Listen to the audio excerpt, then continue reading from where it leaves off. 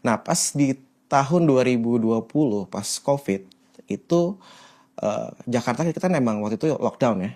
Dan paling utama adalah ya tempat nightlife yang harus tutup duluan gitu. Akhirnya secara nggak sengaja kita tuh udah siapin untuk bikin web store sebenarnya. Untuk si produk-produk kita yang biasa kita jual. Karena orang banyak akhirnya nanya, kalau mau beli harus ke sana. Sedangkan dari luar Jakarta kayak mereka pengen beli ataupun dari luar negeri pengen beli itu agak lebih susah gitu. Nah, pas lagi zamannya lockdown di minggu pertama kita launch si Zodiac web store.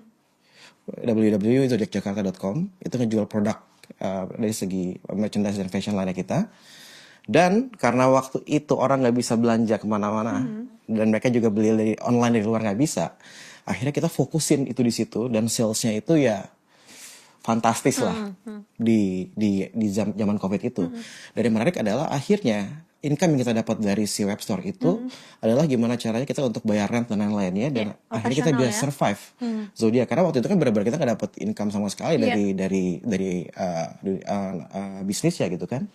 Nah, disitulah kita akhirnya ngerasa, oh ini sebagai satu bisnis yang memang harus kita seriusin banget. Dan yang tadinya kita cuma mikirin for fun, dan sekarang kita mikirin dalam hal tahun berikutnya, gimana caranya ini harus bisa survive dengan keadaan seperti ini. Yang semua orang gak ada yang tahu, ini selesainya kapan, dan ini secara global gitu kan.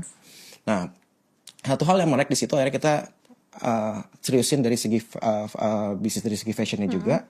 Jadi jadilah dua, satu yang bisa dibilang F&B, satu lagi yang fashion. Dan kita seriusnya kita bikin collection dan lain-lainnya. Akhirnya kita mencoba merubah persepsi orang, image dari Zodiac sendiri dari yang tadinya cuma nightlife, tapi ini menjadi sebuah fashion brand juga seperti itu.